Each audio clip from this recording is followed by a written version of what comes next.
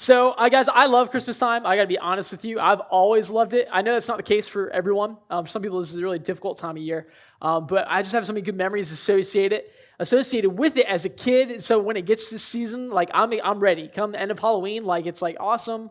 Can't wait. Come Thanksgiving, it's like done. Yeah, like Christmas music better be playing. Tree up. When I lived up in Georgia, we had some girls that I worked with, and I never understood it, but they were like mid-October. They're like, 56 days till Christmas. It's like, wow, okay. I don't know who just messed up your eggnog, but calm down. But I love Christmas time.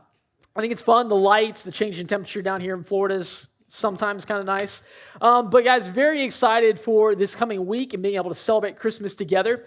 And so we are continuing this season called Oh Come, this series looking at the first Christmas, the first nativity, and examining some of the characters through it that were involved in it, and looking at how we can better understand our relationship with God and the different journeys that we go through as Christians or as non-believers. And so each week we've asked a question. The first week we asked this question, what began your journey to Jesus? Whether it was a question that came up that got you searching, or whether you did not want to know, you didn't care about Jesus, you weren't looking, and you just happened to find him. We looked at the Magi who went looking for Jesus, even though they weren't Christians, and we looked at Herod and the religious leaders in Jerusalem at the time who should have known better, who knew where the Christ was supposed to be born, but weren't looking for him. Last week, we asked the question, how do you obey when you don't understand? If there's anything that I've learned in the past 15 years of following Jesus and diving in and growing in my faith, it's that there is so much about my faith that I do not understand. There's so much about God. God is so much bigger than my mind can fathom. So there's always something that I get to, I'm like, I don't really understand that. But God always encourages me as I seek him. And so today the question that we want to look at is, what do you do when your story seems to derail? For both Christians and non-Christians, I think we're all susceptible to the fact that our stories can completely lose track of what we were expecting. I think the benefit that we have as Christians is that when this happens, I have something bigger to look to. It's like a kid. If you're a kid and everything is going wrong, you can tend to look to an authority figure, whether a parent, a grandparent, someone, okay, they've got this, they're in charge. Working at Chick-fil-A, even in a business aspect, when I was in management there was always someone higher than me. And if they were there and there's a really bad emergency, I was like, okay, I can look to Danny. I can go to Rocky. Like there's someone that has even greater authority that can have a handle on this. As a non-Christian, if you're hearing like, I don't really know about this whole religious mumbo jumbo, I think you're susceptible in the same way. I've never met someone who said, my life went exactly how I planned it. Everything was exactly what I want it to be. I think that if you're a non-Christian, you feel this as well. And I think that for non-Christians, it can be even more discouraging because what do you do to get it back on track? What if you're not strong enough or powerful enough or wise enough to write your story? And so we're going to be diving into Luke chapter 1 and Matthew chapter 1, looking at two characters in the nativity story that all of us know very well, and looking at what happened when their story did not go at all according to plan. And so if you have your Bible, go ahead and open up to Luke chapter 1.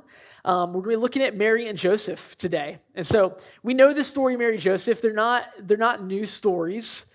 We've heard the story of how Mary had the baby, and it's beautiful. And if you've seen the nativity sets are so nice. They have all sorts of, I found this is such a youth director kind of thing, but I found a rubber ducky nativity set this year that we tried to buy for the students. Each of the rubber duckies was dressed up. This is legit. They had a sheep, they had a cow, they had 3 little wise men rubber duckies, a Joseph rubber ducky. I mean, I don't know who comes up with this stuff, but I was like, this is gold. Like, I should have thought of that. We could be making so much money right now selling rubber ducky nativity sets. But there's all sorts of nativity sets. My mom used to have this porcelain one where everyone was like meticulously painted. I've seen the big wooden ones. I've seen the colorful ones they put outside of churches, the Snoopy and Peanuts ones. We have these nativity sets, and they're great. And we look at the scene and we're like, how perfect was that first Christmas? I mean, look, Mary's hair is just right. She's got to be moments after giving birth, and she looks like she just came through a beauty parlor. Joseph is fully composed, and I haven't been in a delivery room. In 5th grade, I got to go through human growth and development, which I don't know whose idea that was. I have yet to meet a 5th grader who didn't know going into human growth and development where babies came from and how they were born, nor have I ever experienced a moment in my life where I was like, I'm so grateful at the age of 9 I saw how babies were delivered. That just set me up for success right here. I have never experienced that. And I was trying to become a nurse at one point, and we got to study that, and babies and birthing, that is a beautiful thing. The process ain't so beautiful, though. That's not the word I would use to describe it.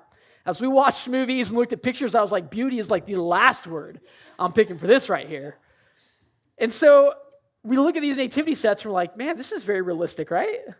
I don't know where they're hiding the umbilical cord in the nativity set, but that's cool. It's like finding the pickle on the tree, if you do that tradition, find the umbilical cord in the nativity set.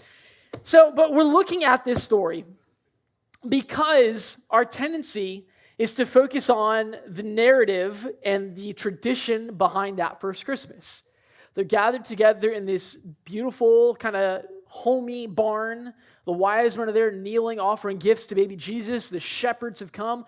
The animals are lined up by height in perfect order right next to the manger. And what we miss is the backstory of what Mary and Joseph had to go through leading up to this moment. And so I'm going to open in Luke chapter 1. We're going to look at Mary first. In Luke chapter 1, verse 26, this is what Luke records. In the 6th month, the angel Gabriel was sent from God to a city of Galilee named Nazareth, to a virgin betrothed to a man whose name was Joseph of the house of David. And the virgin's name was Mary. And so we have Mary, and we know this story. Mary is engaged, betrothed to Joseph. And we have to imagine for most people, that's an exciting time. You've made it. Yeah, it's great. We're right around the corner. Now, their marriage, their betrothal is a little different in their day from ours. We actually had the opportunity to study this with our students. It was really neat to dive into. But when we read that word betrothed, we tend to think of engaged. And some of the translations actually translated that, was engaged to a man named Joseph. But the reality is, in first century Palestine, under Jewish culture, betrothal was not engagement. When we think of getting married nowadays, typically what happens is the man gets a ring, asks the father's permission, and proposes to the girl. It's between the two of them, really. She either accepts or denies. If she accepts, they set a date. It's all rosy, peachy, happy, but that's it. If they decide to break it off, that's between them. There's no legally binding anything in there. It's an agreement between the two of them. We're hopeful for this. We're looking forward to this. In first century Jerusalem, betrothal meant this. The husband would go and meet the girl. He would take his family. They would meet her family. They would have an agreement that this marriage was good for the families. They would agree to it. And he would officially get married to her, betrothed, legally binding, married. But for the next 365 days, they would not live together. Joseph would live with his family and be building his house for him and his new bride. Mary would continue living in her father's house. But for 365 days, they were legally married, which is why we see in just a minute that the whole idea of divorce comes up. And that's why, because this was a legally bound thing. This wasn't a young couple that was just engaged and, we had an oopsie. Let's just kind of snap that. No, they were legally married under Jewish law, just not allowed to be together for 365 days. And so Mary has to be excited for this. She has to be looking forward to, in their day and age, culturally, that was the height of life, especially for a young lady, because here's the fact. Mary in this story would have been about 14 or 15.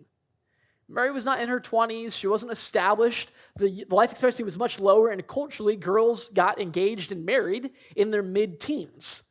Guys, it was a little bit later because they would be working. Women in their culture were allowed to have jobs, so you got married, so you'd be part of a family and start building that next legacy. The guy, you could get a job, work for the family, so it took a few more years before you were established. So Joseph even is probably in his late teens, early 20s, but Mary is a young girl. And you have to imagine, I grew up with sisters, okay?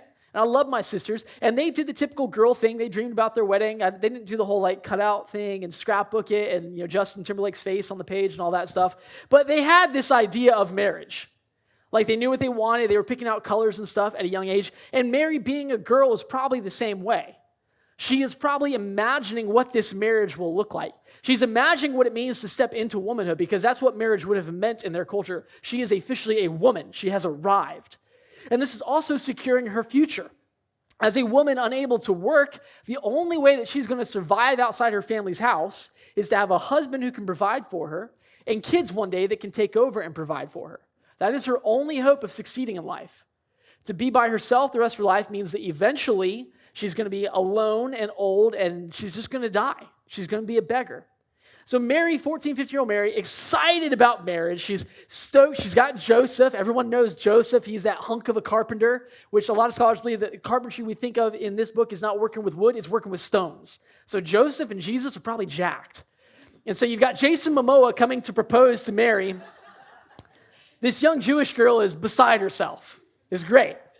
She's excited. She's happy. They're counting down the days. We don't know in this story how far along they are in the betrothal. We don't know if it's 300 days in, they've got 2 months left. We don't know if it's a week in, but there's somewhere within that first year. She is literally, she has a timetable counting down the days until she is ready to move in and fully marry Joseph. And then a wrench gets thrown into her plans. And we know the story, verse 31, that's what it says. The angel came to her and said, "Behold, you will conceive in your womb and bear a son, and you shall call his name Jesus."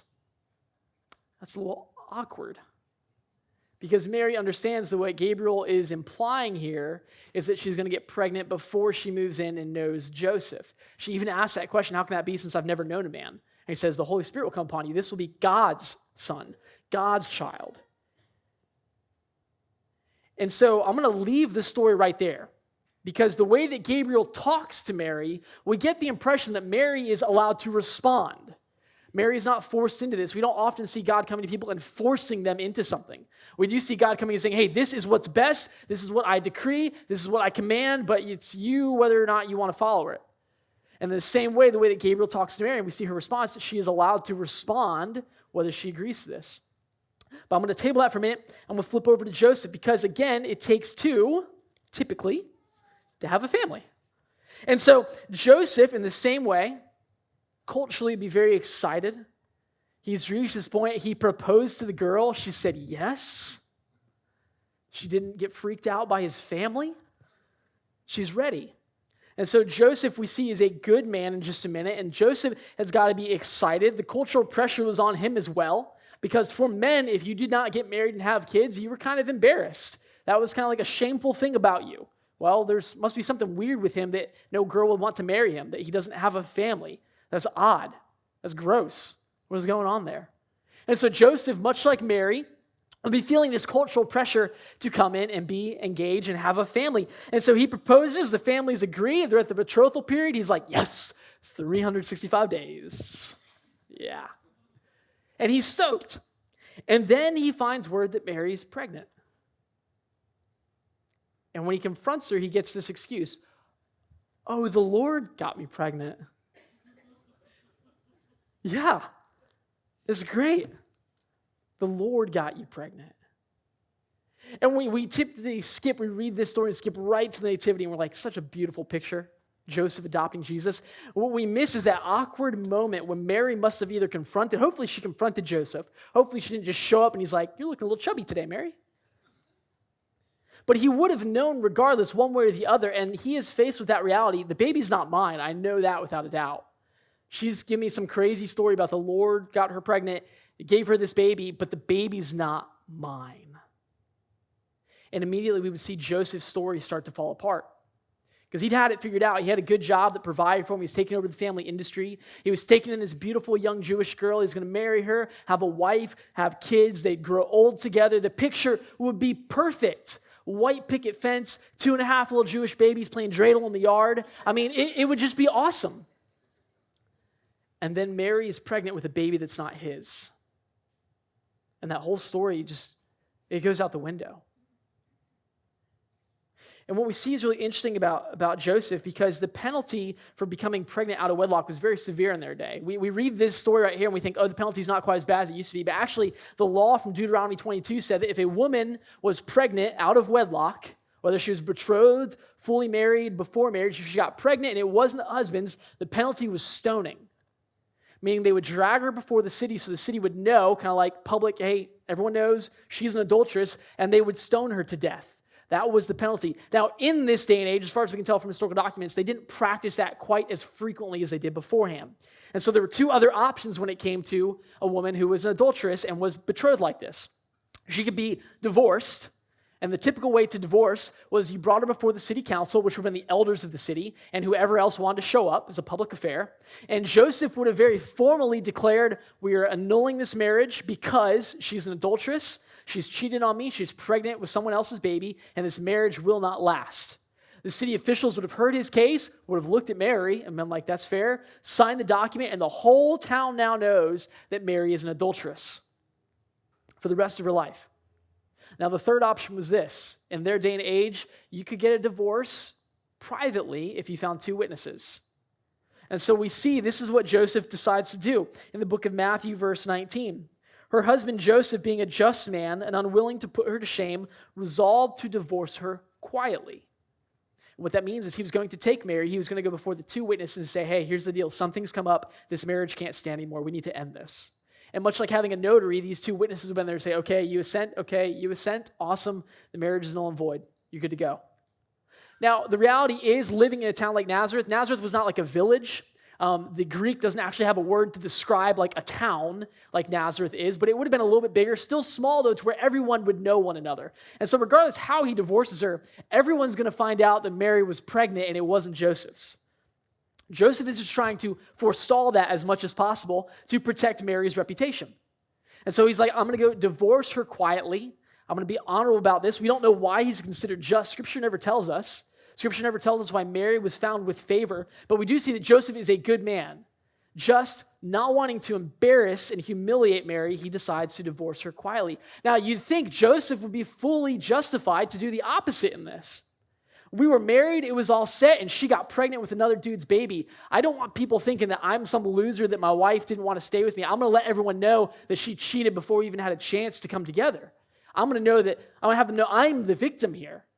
I'm the one who should be pitied, not her. But Joseph doesn't do that. He tries to be respectful, he tries to be just, and divorce her quietly. And we see this happen because Joseph, much like Mary, is given a choice. Down in verse 24, this is what we see. Joseph has a dream. He goes to sleep, and the angel of the Lord comes to him and says, Joseph, do not be afraid to take Mary as your wife. The baby that's in her is the Lord, so you're going to name him Jesus. Which naming a child in that day was the equivalent of a formal adoption. That's one of the beauties of this passage right here. It wasn't just that Joseph was like, okay, we're going to take this kid. And the angel's saying, not only that, Joseph, you are going to be the one that names that baby, formally adopting that baby as your own. And so Joseph's put in this awkward spot. My wife is pregnant with someone else's baby. Maybe it's the Lord's. But now you're telling me I'm going to adopt that baby that's not mine as if it was mine. The story is nowhere near what it was supposed to be. The life that we're looking at is nothing like the life we were promised. And this is how Joseph responds. Verse 24, when Joseph woke from sleep, he did as the angel of the Lord commanded him. He took his wife, but knew her not until she had given birth to a son, and he called his name Jesus. In the midst of his story being completely flipped upside down, Joseph does the unthinkable. He says, okay. He continues with the betrothal. We'll finish out the year. Mary is definitely pregnant at this point. And not only that, the son that she gives birth to, wherever this son came from, I will name him and adopt him as my own. Beautiful picture of the gospel and redemption. But we flip down to Mary back in Luke, and we see Mary's response. And the question we asked at the beginning of this was, what do we do when our story becomes derailed? When it does not go how we thought? At any age. Stories get derailed as much at 18 as they do at 38. There's no difference. Humanity, we live in a broken world, which means the stories rarely go according to plan. And this is Mary's response. So Mary had this angel come to her. You're going to get pregnant. It's not yours. And Mary would have been fully aware of what that meant, knowing the Jewish laws. Mary would have known that means for the rest of my life, people will call me an adulteress. Regardless of whether Joseph believes me, society will think that I cheated before I was married. And we see that is the case. Later in the Gospels, the religious scribes actually mock Jesus, claiming that he is illegitimate.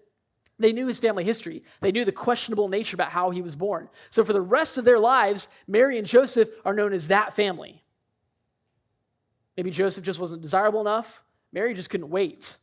This adulteress, and he kept her. Who knows why he kept her? But Mary understands the rest of her life, she will be known as an adulteress if she agrees to this. And this is Mary's response down in verse 38. And Mary said, behold, I am the servant of the Lord. Let it be to me according to your word. And the angel departed from her.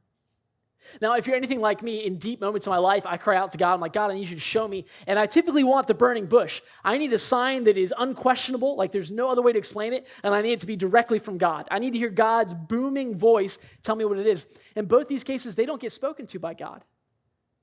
God's messenger. God can't even bother to show up himself. He sends a messenger to tell them this. And when Mary says, all right, I'm in, she doesn't get any confirmation or encouragement from the angel. She says, let it be to me according to your will, and the angel disappears. That's it. Man. And she has just sealed her deal. Scarlet letter painted right on her robe. Adulteress. You see, when their stories seem to completely derail, here's the beauty about Mary and Joseph. What they did was they chose to focus on who they were in relation to God, and they trusted him. Look at what Mary said again. Behold, I am the servant of the Lord. Let it be to me according to your word. Scripture says, you are God and I am not. And that was Mary's focus. I am the servant of the Lord. Let it be to me according to your word. Now, here's the thing with trust, guys. Trusting, and it's no different trusting God than trusting a spouse and trusting a stranger on the street. Trust is difficult because trusting someone means placing yourself at their mercy. When I trust you, I am opening myself up in a way that you can absolutely destroy me. You could ruin me. You could humiliate me. You could mock me because I'm opening up and being vulnerable. I'm giving you access to me. I'm giving you a piece of me, trusting that you will honor it, knowing that now you have the opportunity to destroy it. I have a couple friends that I grew up with, and their mantra for life, is not even an exaggeration, was trust no one. And I totally understand it. But the more I think about it, I think that has got to be such a sad way to live. Never having that real vulnerability. Never having that real openness. Trust no one. When I lived up in Georgia, we did youth camps. And we had this thing on the mountain campus that we lived on. It was called the Alpine Tower. And the Alpine Tower was this 40-foot climbing tower. I mean, it was epic. There's obstacles all over the sides. We had the hanging chimes with these giant logs that swing in the wind. You got to climb them. And we've talked about this before, but I'm just going to broach it again. I'm not the tallest person in the world. And I don't know exactly where the correlation lies. If because I'm short, I'm afraid of heights, or because God knew I was going to be afraid of heights, he just made me shorter to compensate for it, to help me out a little bit. But regardless, the two both come into play. But here's the thing about me. I hate living in fear. There are things in my life that genuinely scare me, and every chance I get, I do my best to face that fear, to do things I know I am uncomfortable with this, and I'm afraid of this, because I do not want to end my days knowing I held back from a lot of things just because they scared me. And so many times a year, especially during the summer, I would climb the Alpine Tower, and it terrified me. I hated it. But I would get up to that top and look over the mountain ridge. And this one time we're climbing, I get out there, they hook you up to the harness, and during the summer, we had high school interns, okay? It was a great idea. We have these high school interns, they're not certified. We take them out there for an hour, like, this is how you tie a knot, that's how you tie it to the harness, this is how you use the brake. All right, you're good to go. High five if you understand. You're certified. And so we're out there, and I get hooked up to my harness, and there is this, like, 16-year-old girl, and I'm not big, but she's like, it's like, oh my goodness. So she hooks me up, I start climbing, and one of the obstacles they had on there that I always tried to do because it was one of the more difficult obstacles, so I wanted to do that, was called Jacob's Ladder. Jacob's Ladder was a collection of planks that were attached to each other by rope, about 4 of them. And the planks were spaced about 5.5 feet apart, so they're about this high, okay? And what you'd have to do to get to the next one, you had to wrap your arms and lift your legs up and pull them up and kind of pivot yourself over and pull the rope and pull yourself up to the next level. And Jacob's Ladder is about 2/3 of the way up. So you're about 25, 30 feet up in the air at this point. And it swings. It's not connected. It's hanging. So you're just like swinging like this, trying to pull yourself up. It's amazing. So I'm on Jacob's Ladder, and I look down at Polly Pocket, and she's like, you're good. And my only thought is, please keep both hands on the rope. I know you weigh less than me, so if I slip, you are coming off that ground. I'm convinced of this. Believe me, I know how this whole contraption works, but I know also how gravity works. You're going up. I'm going down. So I climb Jacob's Ladder. Story does not go how you think. I make it through Jacob's Ladder. Thank you very much. And we get to the top of the tower. And to get up on the tower, there's actually a landing there that you could stand and look out over the whole mountain ridge. It's gorgeous. But you actually it was very awkward. You had to kind of grip it. And no matter where you're at on either side, because it's got 3 sides, you're kind of like gripping it like this. And there's not really a good way to get up there. So you kind of have to kind of finagle and get your feet on stuff and kind of push off. And so I've got my hands on it. There's nothing to hold on to. My hands just like this. And I get my foot on this little beam. And I go and press off and didn't have my foot enough, and my foot goes whoop, and my hands go whoop, and my heart went whoop. And I fell for what felt like about 80,000 feet. Come to find out, it was only about 18 inches because there's some natural slack in the rope and some elasticity on it. But in that moment, my whole world stopped, and my heart was freaking out. It's reciting passages. I'm crying out to the Lord. And I had a whole lot of words in my mouth, and I was convinced I was not going to be able to work this camp anymore. But thankfully, by the grace of God, those words stayed inside and did not come outside to Polly Pocket for pulling out the rest of the slack. So I fall, and my harness catches, and you're wearing the harness around your waist, and so the way it catches is like, I'm falling like this, the rope's coming out like this, and I kind of slam back and flip. And so the rope is now kind of wrapped around a leg, my harness is pretty tight, so I'm good. So my heart's going like, and I managed to kind of grab my harness and kind of like right myself, and I look down at her, and she's going, "You're good." Now, I wasn't super worried about Polly Pocket because the rope wasn't just connected to her, it was also connected to a 1,000-pound log that's bolted to the ground. So I knew she's going to come at least 2 feet off the ground. Nobody's helping her, but that log at least will keep me from dying. But here's the thing. As I got on this tower, and I'd climbed this tower many times before this, I knew how the rope worked, okay? We checked the ropes every week. We got rid of any that had even the slightest bit of fraying or were old or were dirty. We knew the ropes needed to be taken care of. I knew the tensile strength of the rope. I knew how to tie the knot that was on there as a double figure eight. You can't untie it accidentally. Like, you have to manually untie that knot. I knew I was good. I knew the rope was good. But in my mind, there was the question, what if this is that time that the rope just goes? Because I know these things. They're rated for like 50,000 pounds for like 100,000 jumps. I was like, what if this is the 101,000th? What if this is it? And I'm not 50,000 pounds, but what if? And that was running through my mind. What if the rope snaps? How do I know this rope will snap the whole way up? I'm like, what if this rope just gives out? Accidents happen. When I slipped and fell 18 inches and the rope caught, after that moment, there was no doubt in my mind about that rope. Never. I didn't question the rope ever again every time I climbed that tower because I had experienced that rope catching me. I knew, okay, there's a difference between cognitively knowing the rope is strong enough and feeling the rope snap and catch me. I did not doubt that rope anymore. And you see, we look at our relationship with God. We look at Mary and Joseph's story, and I think that as Christians, it is far too easy and far too common for us to trust God with the weight of our souls and not with the future of tomorrow. I trust that Jesus was enough to die for my sins. I don't trust him enough to provide for my family next week. I don't trust him enough to have the story figured out next year, where I'm going to school, what I'm going to study, where I'm going to work. I don't trust him enough to get my kids through high school without derailing themselves.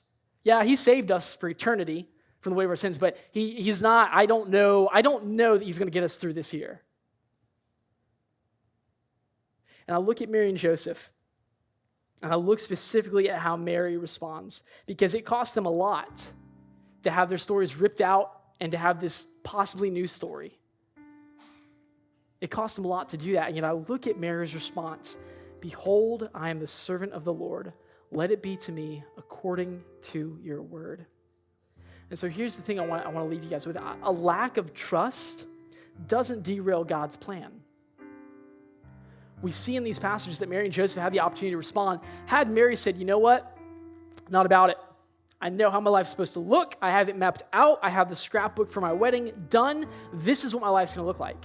Husband, 2 kids that are his. We're going to grow old together. It's going to be beautiful. That's what I want. I fully believe that had Mary told God that, God would not have been like, I didn't have a backup plan. I guess salvation will just wait. No, I fully believe God would have gone to someone else who was willing. And so what we see is that God's plan wouldn't have been derailed. Instead, Mary would have missed the opportunity to participate. And I think the same is true of us. I think that sometimes life gets difficult and our plans are derailed from what we expect. And we have this opportunity to trust that God is God and I am not and see where he leads. And if I don't, it's not that I'm holding God back from doing anything. It's that I am missing the opportunity to be a part of something much bigger than I originally thought. Because I guarantee you, no matter how big Mary dreamed, she did not dream of giving birth to the Messiah at 14. Trust is difficult. Trusting God is difficult. I love Jesus. I'll admit that to your face. Trusting God is difficult. The character that I relate to more than anyone else right now in the Bible is the individual who comes to Jesus and Jesus tells him to believe and he says, Lord, I believe, help my unbelief. That is my prayer every day. Lord, I believe, but please help my unbelief. Because it's difficult. And here's the thing. Difficulty is not the end of trust. It's the proving ground. When life gets difficult, it doesn't mean that God has failed me. I can't trust him anymore. When life gets difficult, it's the opportunity for me to truly grow my trust. All right, life is difficult, God. I'm going to trust though that you are God and I am not, that you are good and you know what you're doing. And I think that when we do that, when we trust God and give him the opportunity to prove his faithfulness, we come out of it going, how good is my God? Not how easy is his story, not how pretty is my life, but how good is my God?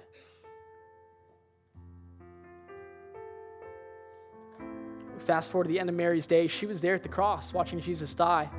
And I can't imagine how horrible that must have been. But I'd be willing to bet that if you asked Mary later on her dying bed, do you wish you could go back and tell God no? You didn't have to give up the life you thought. You didn't have to be labeled an adulteress. You didn't have to watch your son be crucified. Would you go back and change it? I don't know this for a fact. This isn't the Bible, but I'm convinced looking at Mary in this story that Mary would say, not at all. Not at all. I got to raise the Messiah. I got to do life with him.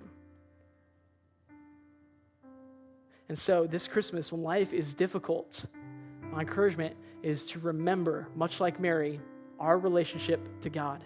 He is God. We are not. And to trust that he is good. I love you guys. I'm so excited to be part of this church family and to do ministry with you guys. This has been a difficult year, but in spite of how difficult it's been awesome to see how much ministry and hope has been done from all of us in this church. That is a testament to God and his faithfulness right there, that we're all here today. That's the beauty of the gospel, the God who loved us enough to die for us. As you leave, I hope that you have a Merry Christmas. I hope that it goes well. I hope you have fun and get to rest. And I look forward to seeing you all very soon. If you guys give me the chance, I'd like to just pray us out real quick. Father, thank you so much for how gracious and how good you are. I thank you for blessing us, for giving us a chance to meet as a body of believers. I thank you for what you did all those years ago, coming down, inserting yourself into the story to die for us, knowing that you were stepping into your death that night. God, I pray that you would glorify yourself, that you would show us how faithful and how good you are, that when things get difficult, you would help us to trust more, Lord. Not to run thinking that because it's not what we expected, that somehow you failed us, but to trust that you are working in ways that we cannot understand because you are God and we are not. God, please take our faith and our trust through the proving ground that it might be stronger in the long run. Jesus, I love you so much. There's so much about you I do not understand, but you've shown me without a doubt that you are good and that you love me and that you have good plans, even if they're not always the plans I think and even if they're not always pretty. God, I pray you be with everyone here today. As we go through Christmas, you would comfort us, bless us, keep us healthy and strong. If anyone in here is in a difficult season, God, I pray that you bring healing and reconciliation. And if it's not to come right now in your wisdom, I pray at the very least that you bring people around them so that they do not feel alone as they go through that season. Jesus, I love you. I thank you for this church family. And I pray that you be glorified the rest of this week. All these things we pray in your name.